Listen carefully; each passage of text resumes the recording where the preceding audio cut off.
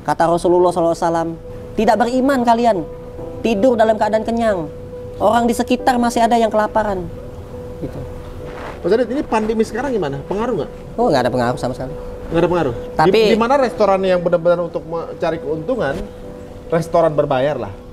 Rumah makan bayar misalnya nih. Itu banyak yang tutup dengan pandemi. kalau saya di masa pandemi ini malah pengen berbagi lebih banyak lagi. Tapi dikarenakan keadaan, kan ada corona ya. Jadi kita nggak bisa berkerumun, nggak bisa rame-rame, nggak bisa ngundang orang rame-rame, nggak bisa. Itu yang bikin saya sedih, nangis. Saya malah di masa pandemi ini pengen menyediakan itu 10.000 porsi. Mendatangkan orang 10.000 orang. Bukannya mengurangi porsi, tapi memperbanyak. Akan tetapi ya, malah disuruh tutup. Rumah makan gratis disuruh tutup.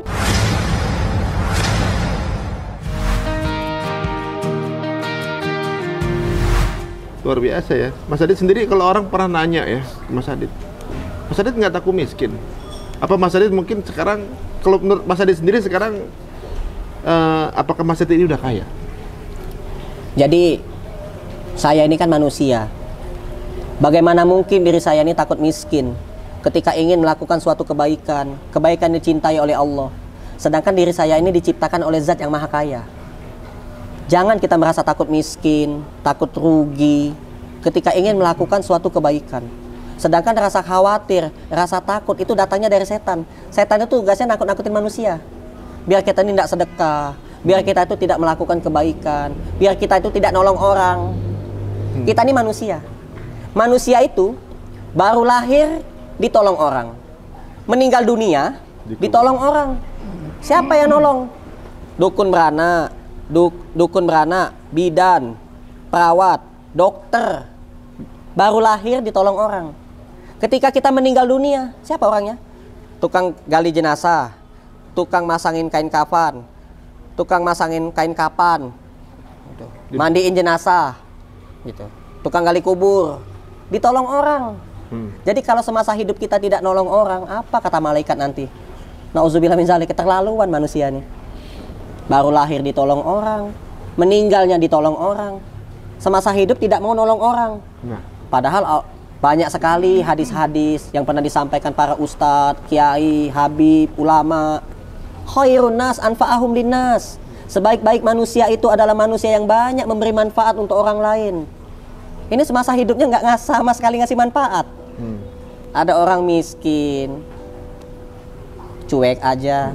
Ada orang miskin, tidak dibantu, gitu. Padahal Allah kasih itu rezeki biar dia bisa bantu orang, tapi dia tidak bantu orang, gitu. Makanya saya selalu mengajak kan, kalau ada fakir miskin, kelaparan, jangan sampai dia kelaparan. Kita ingat-ingat terus pesan baginda Nabi SAW. Kata Rasulullah SAW, janganlah kalian tidur dalam keadaan kenyang apabila orang-orang di sekitar kalian itu masih ada yang kelaparan. Tidak beriman kalian tidur dalam keadaan kenyang, orang di sekitar masih ada yang kelaparan, gitu. Jangan sampai ada saudara kita yang kelaparan. Kita ini tinggal di negara Indonesia, banyak sekali Allah kasih nikmat. Dari Sabang sampai ke Merauke Allah tumbuhkan tumbuh-tumbuhan. Dari Sabang sampai ke Merauke Allah turunkan hujan. Dari Sabang sampai ke Merauke, nih Sabang, Merauke, dari ujung sampai ke ujung Allah tumbuhkan hewan-hewan, Allah ciptakan hewan-hewan. Dan di dalam dasar laut sekalipun Allah ciptakan ikan. Di dalam tanah Allah ciptakan hewan-hewan. Di hutan Allah ciptakan hewan-hewan. Semua yang ada di dunia ini, di dalam surat Al-A'raf ayat yang ke-10, bisa menjadi wasilah untuk seluruh umat manusia mendapatkan rezeki. Quran surat Al-A'raf ayat yang ke-10. Nah, di dalam surat Al-Baqarah ayat yang ke-261. Auzubillahi minasyaitonirrajim. Masalul ladzina yunfikuna amwalahum fi sabilillah kamasali habbatin ambatat sab'a sanabila fi kulli sumbulatin mi'atu habba wallahu yudhaifu liman yasha wallahu wasi'un alim. Orang-orang yang menginfakkan hartanya ke jalan Allah bagaikan satu butir yang Allah tumbuhkan menjadi 7 tangkai. Dari tiap 7 tangkai ini Allah tumbuhkan 100 butir bagi setiap yang Allah kehendaki.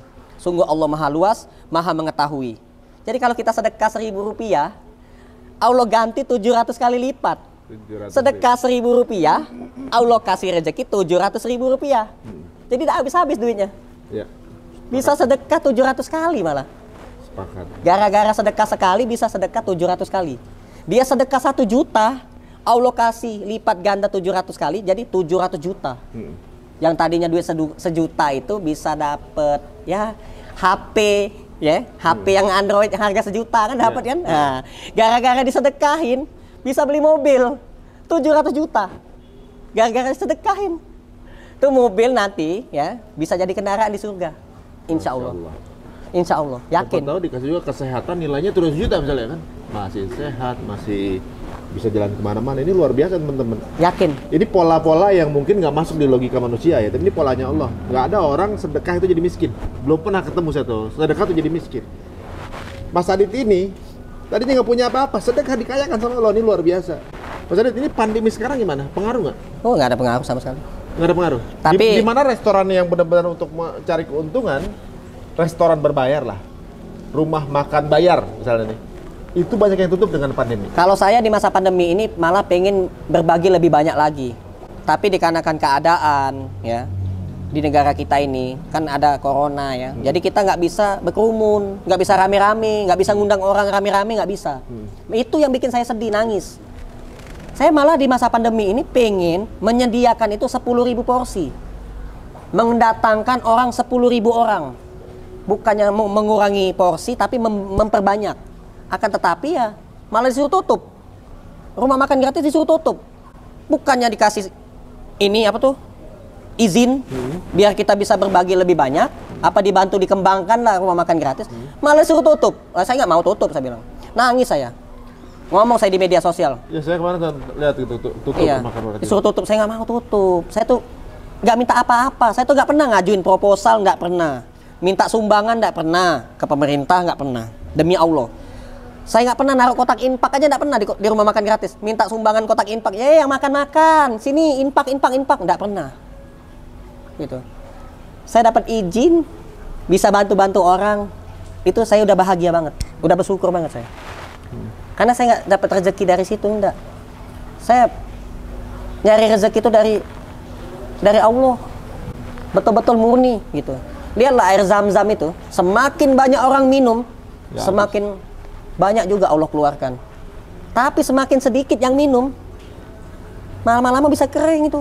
Orang udah khawatir itu di Mekah Madinah itu. Gitu. Gimana caranya nih air Zam-Zam keluarin terus. Itu konsep sedekah. Orang banyak, airnya nggak kurang, orang dikit airnya juga nggak luber. Iya. Cukup deh. Kita kalau ke Mekah, ke Madinah, pernah nggak nemu kotak infak? Nggak ada. Di Masjid Nabawi, Masjidil Haram, kotak infak ya kan? Ini di Indonesia ada toilet, depan toilet ada kotak infak, ya Allah. Depan toilet. Padahal yang mereka kelola tuh sehari tuh 2 juta orang gitu ya, bolak-balik ya.